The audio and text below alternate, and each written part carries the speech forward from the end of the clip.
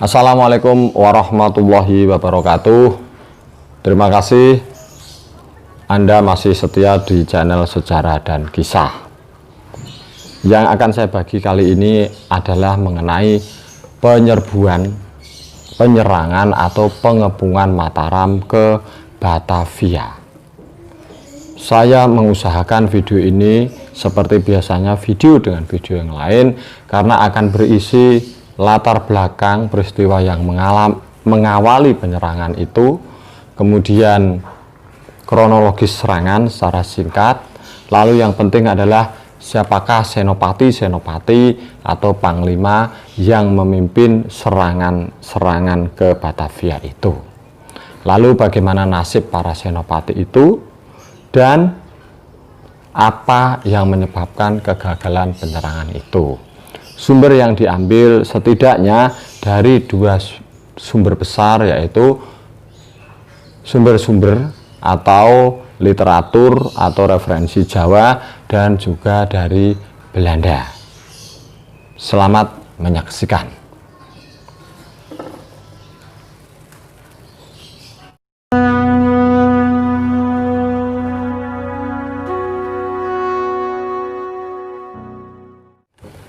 Hubungan antara VOC dan Mataram sebenarnya sudah terjalin.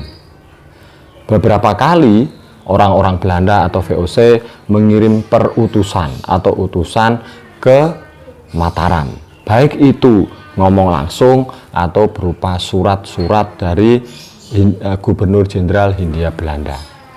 Namun pada tahun 1625 VOC sama sekali tidak mengirim utusan ke Mataram.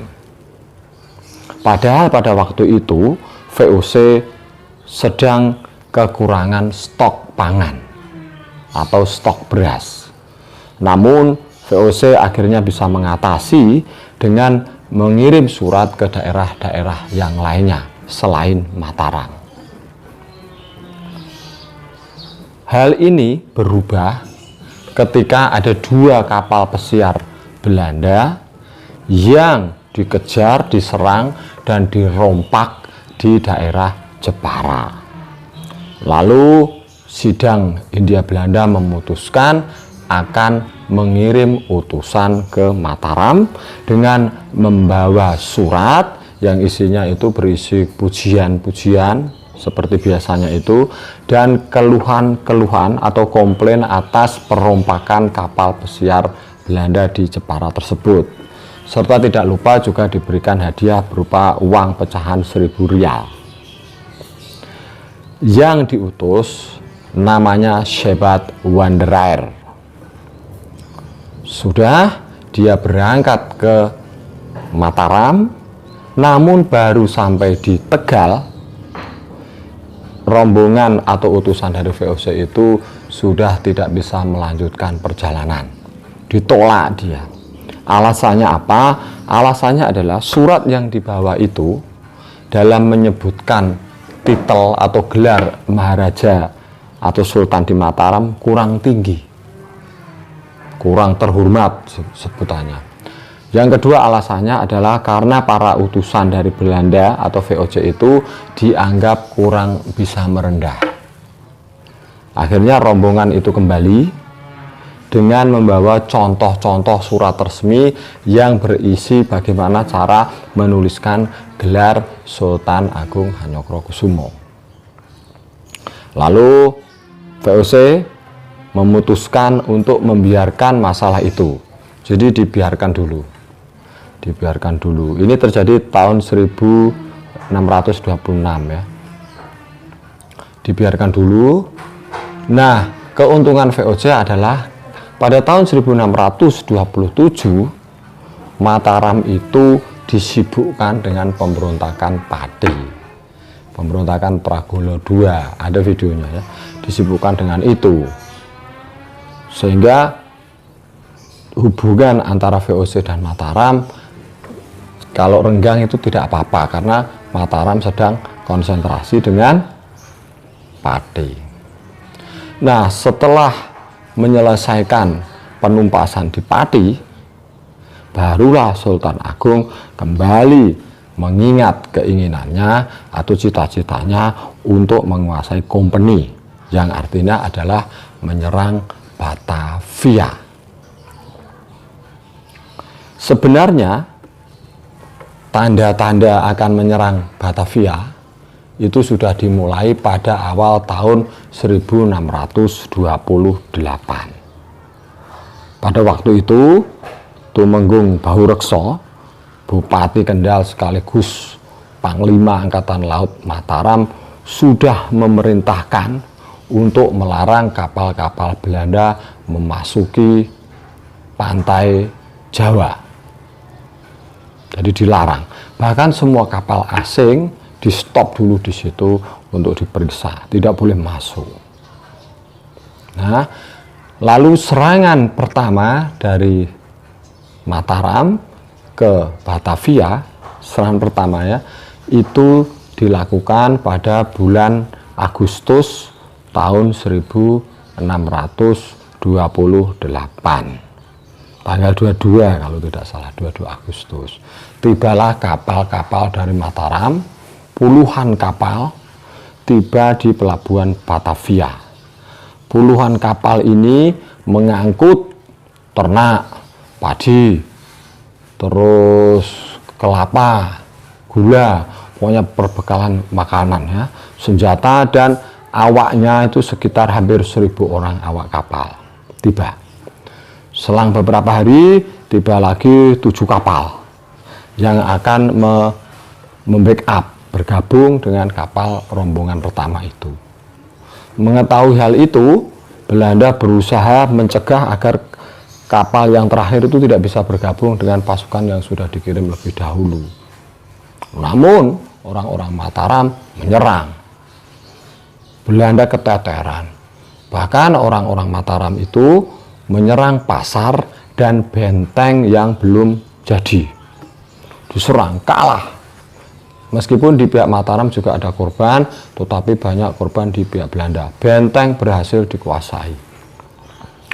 Dikisahkan orang-orang Mataram baru meninggalkan benteng itu pada dini hari untuk kembali ke kemah dan ke parit-parit. Bentengnya orang Mataram itu dari parit-parit.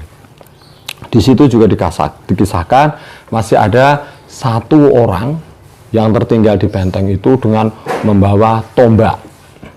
1 orang itu mengamuk, dia berteriak amuk, amuk, mengamuk, dan tidak bisa ditangkap. Tidak bisa ditangkap. Baru setelah 30 kali tembakan dilepaskan, orang itu bisa dilumpuhkan. Begitu. Nah, beberapa hari kemudian, tepatnya pada tanggal 26 Agustus, barulah kapal besar lagi datang. Kali ini Tumenggung Baurekso ikut langsung di kapal tersebut. Lalu serangan difokuskan ke benteng Hollandia. Orang-orang Mataram menyerbu benteng Hollandia. Ada yang naik ke benteng, berusaha naik. Kemudian ada yang menggunakan balok kayu, kayak di film-film itu, digedor-gedorkan ke benteng itu. Yang intinya orang-orang Mataram tidak berhasil menduduki benteng Hollandia. Gagal, kalah. Tidak berhasil maksudnya. Nah, Belanda akhirnya membuat analisa strategi perang dan mengetahui kalau ternyata orang Mataram itu incarannya hanya benteng Hollandia. Maka dilakukan serangan besar-besaran ke orang-orang Mataram. Belanda berhasil. Bahkan para tentara yang ada di parit-parit perlindungan itu berhasil diusir keluar. Wabur. Belanda merangsek terus sampai ke perkemahan tentara Mataram. Perkemahan dibakar. Dikisahkan peristiwa yang terjadi pada bulan Oktober tahun 1828 itu menewaskan Tumenggung Baurekso dan 2 orang putranya. Meskipun ada versi yang menyebutkan Tumenggung Baurekso tidak tewas di pertempuran, bisa pulang dengan selamat lalu dihukum mati oleh Sultan Agung Hanyokrokusumo karena dianggap gagal. Setelah Tumenggung Baurekso tewas bersama dua anaknya, masih ada rombongan lagi yang datang. Kali ini yang datang itu adalah Suro Agul-Agul, Tumenggung Suro Agul-Agul, dan juga didampingi oleh Adipati Mandurorejo dan Adipati Uposonto. Adipati Mandurorejo dan Adipati Uposonto itu adalah cucu dari Ki Jurumertani atau Adipati Mandoroko, putranya Tumenggung Manduro. Mereka ke Batavia. Kecewa Adipati Mandurorejo. Dia pikir sampai di Batavia itu tinggal mengambil rampasan perang. Dia pikir pasukan sebelumnya itu sudah menang, ternyata kalah. Dia berteriak-teriak, apa yang bisa kubawa untuk rajaku, Raja Mataram? Dia berteriak begitu dan lalu dia memerintahkan, jadi merubah strategi perang dengan cara membendung Kali Ciliwung. Strategi ini pernah dipakai dan lumayan sukses dalam penaklukan Surabaya pada tahun 1625 itu. Waktu itu salah satu cara yang ampuh untuk menaklukkan Surabaya adalah membendung Kali Brantas. Nah, proyek pembendungan Kali Ciliwung lalu dilakukan. Dibutuhkan 3.000 orang dengan target waktu 1 bulan. Namun lagi-lagi tidak berhasil. Kenapa? Karena orang-orang itu terlihat, para pekerja itu terlihat lemah, lemas, dan loyo karena kelaparan dan kekurangan pangan. Yang kedua, tipikal Kali Ciliwung dan Kali Brantas itu beda. Di Kali Brantas itu masih ada saluran pembuangannya yaitu Kali Porong, sementara Kali Ciliwung tidak ada. Yang ketiga, musim hujan di Jawa Barat datang lebih awal ketimbang di Jawa. Jadi ada hujan. Pokoknya pembendungan tidak berhasil. Wah, bagaimana ini? Ya akhirnya dengan sisa-sisa kekuatan, lagi-lagi Mandurorejo dan Uposonto fokus ke benteng Hollandia. Diserang dengan sisa-sisa kekuatan yang ada, tapi dengan mudah bisa dilumpuhkan oleh VOC atau Belanda. Kalah Mataram, mundur. Pada bulan Desember 1628, Tumenggung Suro Agul-Agul berkata, saya atas nama Sultan Agung Mataram memerintahkan untuk menghukum Adipati Mandurorejo, Adipati Uposonto, dan seluruh anak buahnya karena telah gagal mengalahkan Batavia dan tidak berperang mati-matian. Adipati Mandurorejo dan Uposonto diikat, lalu dihukum mati.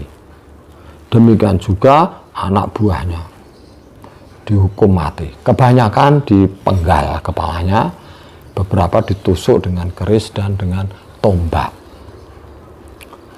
Saksi dari Belanda yang menuliskan kisah ini mengatakan mereka menghitung satu persatu.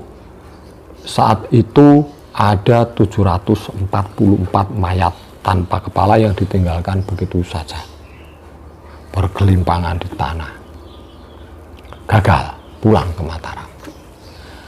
Sampai di Mataram, Sultan Agung menolak memerintahkan Suro Agul-Agul untuk menghukum Mandurorejo dan Uposonto.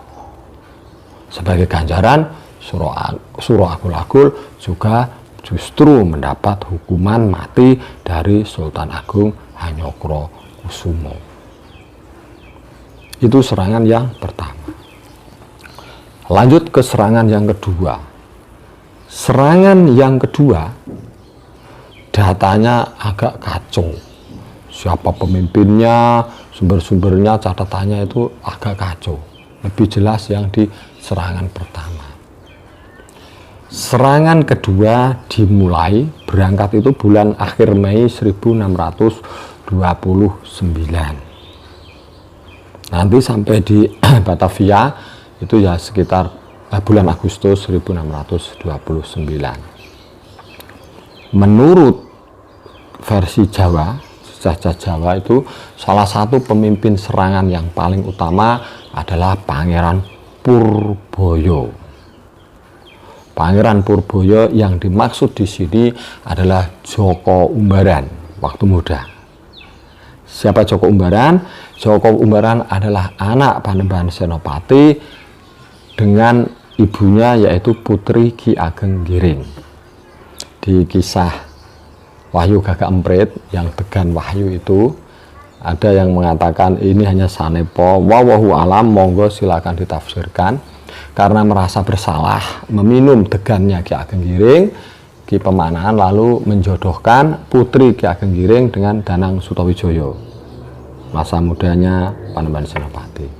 Nah, itu mempunyai putra namanya Joko Umbaran, tapi ditinggal di desa. Danang Sutawijoyo kembali ke istana, anak itu ditinggal di desa, Joko Umbaran itu. Nah, setelah dewasa dia berusaha menemui ayahnya dan meminta pengakuan bahwa Joko Umbaran adalah anak Panembahan Senopati. Akhirnya diakui dan diberi nama Pangeran Purboyo. Di kisah itu dikisahkan Pangeran Purboyo pergi berangkat ke Batavia dari Jepara naik perahu atau kapal. Kapalnya itu bernama Koloduto yang terbuat dari kayu utuh yang diambil dari hutan di sekitar Pemalang. Ya. Kisah-kisah spektakuler seperti itu ada. Dikisahkan juga bahwa Pangeran Purboyo itu peterbang dengan santainya sambil menghisap pipanya dan ditembaki oleh pasukan Belanda. Tidak apa-apa, Pangeran Purboyo kebal. Nah, pada serangan kedua juga dikisahkan bahwa Sultan Agung itu menyuruh membawa dua meriamnya. Dua meriamnya namanya Segorowono dan Biuh Brasto. Sebenarnya meriam ini, dua ini itu hadiah dari Belanda pada tahun 1615. Makanya Jan Pieter Soenkun, Gubernur Jenderal Belanda itu sangat marah karena meriam hadiah justru digunakan untuk menyerang pemberinya itu. Nah, begitu ya, Pangeran Purboyo diakui Belanda, diakui oleh Belanda itu ada pemimpin namanya Pangeran Purboyo. Desas-desus mengenai rencana penyerangan Mataram ke Batavia yang kedua sebenarnya sudah didengar oleh VOC. Namun ada seorang mata-mata Mataram itu yang diutus atas nama Adipati Tegal, namanya Wargo, itu terkenal, Belanda mengakui, itu datang ke Batavia itu mengatakan ingin supaya berdamai dengan Mataram. Bahkan Wargo itu mengatakan Sultan minta maaf.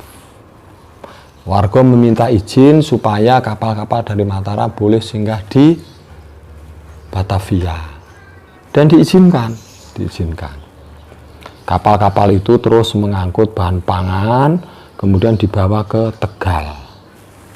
Nah, ada dua kapal pengintai Belanda yang melihat itu, kok ditumbuk di Tegal. Warga beralasan, oh di Tegal itu padinya hanya mau ditumbuk di situ, ya kayak rice milling gitu, slab padinya itu di Tegal. Jadi warga itu. Kecurigaan Belanda semakin jelas justru pada kedatangan warga yang kedua ke Batavia. Pada kedatangan yang kedua, warga itu membawa temannya orang Jawa, yang ternyata orang Jawa itu adalah teman dari bendaharawan Belanda. Orang Jawa itulah yang ngomong ke bendaharawan Belanda itu bahwa Sultan Agung merencanakan penyerangan yang kedua. Warga ditangkap, diinterogasi. Dengan diinterogasi, warga mengakui betul bahwa Sultan merencanakan penyerangan. Bahkan warga mengatakan Tegal dijadikan gudang persediaan makanan. Tegal lalu diserang. Kapal-kapal, ratusan kapal dibakar, rumah-rumah dibakar, dan tumpukan gudang padi dihabiskan, dibakar oleh Belanda semua. Stok pangan jadi tidak ada. Di situ warga juga mengatakan bahwa pemimpin serangan kedua adalah Adipati Juminah, Pangeran Purboyo, dan Pangeran Puger. Data ini sama, tepat dengan arsip pemerintah Hindia mengenai lokasi kemah penyerbuan kedua itu. Jadi Adipati Juminah itu berkemah di sebelah barat, Pangeran Purboyo berkemah di sebelah timur Batavia, dan Pangeran Puger berkemah di sebelah selatan Batavia. Adipati Juminah adalah putra Senopati dengan Aryo Dumila dari Madiun. Adipati Juminah itu dibantu oleh Patih Singoranu. Ada versi yang mengatakan, yang mungkin Anda bingung, itu Mandurorejo dan Uposonto di serangan kedua. Kalau menurut analisa saya, bukan analisa sejarah, tapi setelah saya melakukan riset, tidak. Mandurorejo itu sudah dihukum mati oleh Suruh Agul-Agul di penyerangan pertama. Kemudian Pangeran Purboyo tadi sudah, kemudian terakhir itu Pangeran Puger. Siapa Pangeran Puger? Pangeran Puger adalah putra dari Panembahan Setopati dengan Nyai Adisoro. Ada video di sini yang tentang Retno Dumila menaklukkan Madiun itu yang menyebut nama Nyai Adisoro. Nyai Adisoro adalah perempuan cantik yang disuruh Panembahan Senopati untuk membujuk, menipu Bupati Madiun. Dia menyamar sebagai putri kerajaan, kemudian mengatakan Panembahan Senopati menyerah, begitu, takluk, menyerah, dan lain-lain, sehingga koalisi para bupati Jawa Timur itu bubar. Nah, saat bubar itu diserang, kalahlah Madiun itu. Nyai Adisoro, mudah-mudahan itu nama yang sama ya, nama Adisoro. Begitu. Nah, dari situ kelihatan itu ada di penyerbuan Madura itu yang diutus juga para darah biru. Ini kan darah biru semua. Adipati Juminah, Pangeran Purboyo, dan Pangeran Puger. Itu sebagai lambang kewibawaan. Sebenarnya yang nanti banyak bekerja itu ya, misalnya seperti Singoranu itu. Ya, Patih Singoranu. Sudah, okay. Nah, tadi kan berangkat di akhir Mei tahun 1629. Bulan Agustus sekitar 40 pasukan berkuda Mataram itu mengusir ternak-ternak Belanda. Itu terlihat oleh pasukan pengintai Belanda di sebelah atas Sungai Ciliwung. Nah, tetapi itu juga dihalau, dikalahkan oleh sekitar 40 juga pasukan berkuda dari Belanda atau VOC. Begitu, itu awal kedatangannya. Ya. Tidak banyak yang bisa diceritakan pada serangan kedua ini. Tapi pada intinya serangan kedua gagal, total. Bahkan menurut berita atau laporan orang Belanda, kota Batavia itu sama sekali tidak terpengaruh oleh serangan yang kedua itu. Normal-normal saja aktivitas warga Batavia. Biasa saja, sama sekali tidak terpengaruh oleh serangan kedua. Jadi dengan mudah dikalahkan. Kenapa dikalahkan?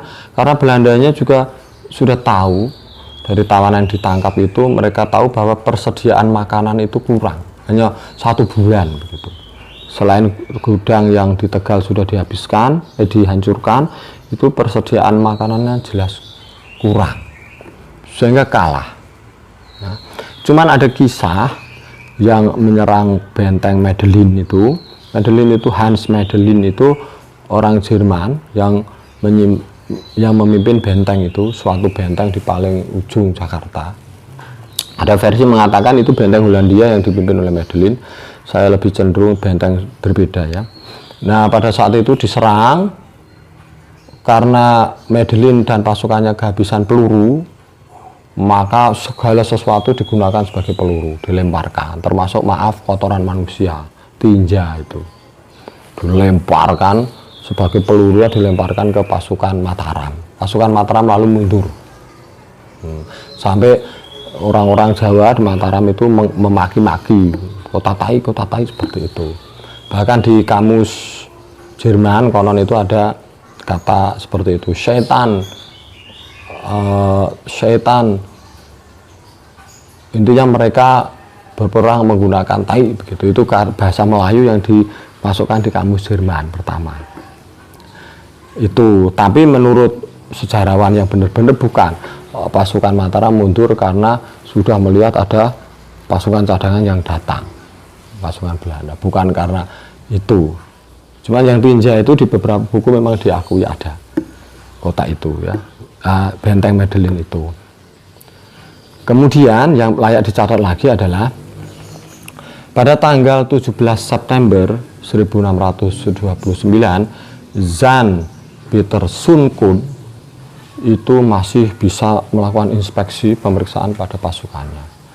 Namun pada tanggal 20 September 1629 dia mendadak sakit. Konon sakit kolera. Mendadak sakit, lalu malam itu juga meninggal. Meninggalnya jam 1. Kemudian katanya dimakamkan di balik kota karena gereja tutup dan seterusnya. Nah, mengenai meninggalnya Jan Pieter Soenkoen, Gubernur Jenderal Hindia Belanda itu, banyak juga cerita yang sama kuatnya bahwa yang membunuh adalah pasukan Telik Sandi dari Mataram. Gabungan pasukan Telik Sandi itu namanya Dom Sajroning Banyu, jarum di dalam air. Pasukan itu dipimpin oleh Bagus Wonoboyo, putra dari Ki Ageng Mangir Wonoboyo yang videonya berapa ya, 3 kali di atas ini, di bawah ini. Putra dari itu Bagus Wonoboyo itu pemimpin intelijen Mataram. Bagus Wonoboyo memerintahkan anaknya namanya Nyimas Utari untuk bergabung dengan anggota intelijen dari Samudra Pasai namanya Mahmudin. Kemudian mereka menikah, Mahmudin dan Nyimas Utari, dan itu diberi tugas khusus oleh Sultan Agung untuk membunuh Jan Pieter Soenkoen. Nah, saat terjadi serangan-serangan itu, Nyimas Utari dan Mahmudin itu kan berada di rumahnya Jan Pieter Soenkoen karena mereka menyamar sebagai saudagar yang punya kapal, sehingga akrab dengan keluarga itu, dengan istrinya namanya Eva Ment, istrinya Kun itu di situ. Nah, pada saat terjadi perang serangan kedua itu, Nyimas Utari berhasil membunuh Eva Ment, istrinya, dan juga anak-anaknya. Sementara suaminya Mahmudin berhasil membunuh Jan Pieter Soenkoen. Sebagai bukti, kepala dari Jan Pieter Soenkoen itu dipenggal oleh Nyimas Utari nanti untuk diserahkan ke Sultan Agung. Dibawa kepalanya, tapi ditembaki, bisa kabur tapi ditembaki, dan Nyimas Utari itu meninggal. Kepala Jan Pieter Soenkoen masih dibawa, Nyimas Utari juga dibawa suaminya sampai di Keramat Tapos, itu dimakamkan di situ. Ada makamnya di Tapos ya, Nyimas Utari. Kemudian kepala dari Jan Pieter Soenkoen sampai ke Sultan Agung. Konon itu dimakamkan di tangga keberapa, 716 Imogiri kalau nggak salah. Saat orang menginjak itu ada ritual sambil memaki-maki Jan Pieter Soenkoen. Nah, cuman kalau versi Belanda ya meninggal mendadak karena sakit kolera dan dimakamkan di balik kota. Itu. Lalu kan gagal, pulang pasukan. Bagaimana nasib dari siapa pemimpinnya? Singoranu. Kalau yang Pangeran Purboyo, Juminah dan itu kan saudara-saudaranya. Singoranu itu sudah mengetahui gelagat kalau akan mendapat hukuman, karena di serangan pertama begitu. Pada pasukan Singoranu yang terdiri 10.000 atau 14.000 orang itu sebagian adalah rakyatnya dari daerah kekuasaannya. Kan diberi daerah kekuasaan oleh sultan dan punya rakyat di situ. Nah, saat mau memasuki gerbang dan jalan-jalan utama menuju ke daerahnya itu diblokir, tidak boleh, diblokir oleh tentara Mataram yang di Jawa lah ya, yang tidak ikut perang, diblokir supaya tidak bisa pulang ke kampung halamannya. Tapi Singoranu bersama pasukannya menerabas blokiran itu dan berhasil. Diturabas berhasil dan akhirnya mereka pulang ke rumahnya masing-masing. Jadi tidak dihukum Singoranu, karena kabur mereka, kemudian berpencar dan pulang. Nah, hubungannya kan jelek, ya, renggang.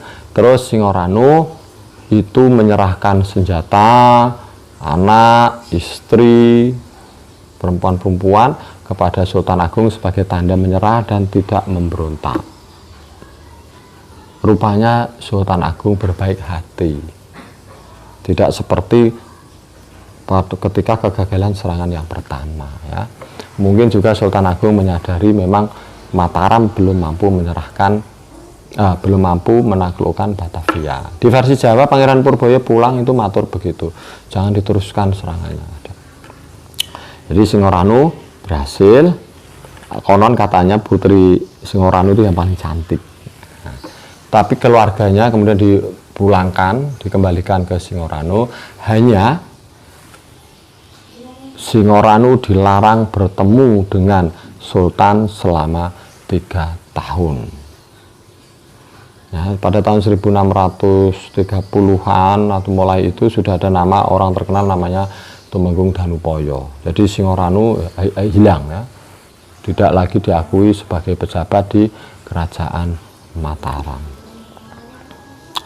Itu ceritanya mengenai serangan Mataram ke Batavia dengan beberapa senopati. Kenapa saya mengungkap ini? Karena saya ya pribadi itu merasa bingung siapa pemimpinnya, bagaimana siapa yang dukung mati, dan bagaimana perangnya. Mudah-mudahan bermanfaat. Yang lebih tahu kemudian ada versi lain silahkan di komentar. Yang omongan saya tidak jelas silahkan dikritik, atau yang masih maaf merasa jelas tapi belum mengerti boleh juga bertanya di kolom komentar. Sekali lagi terima kasih banyak yang setia di channel Sejarah dan Kisah.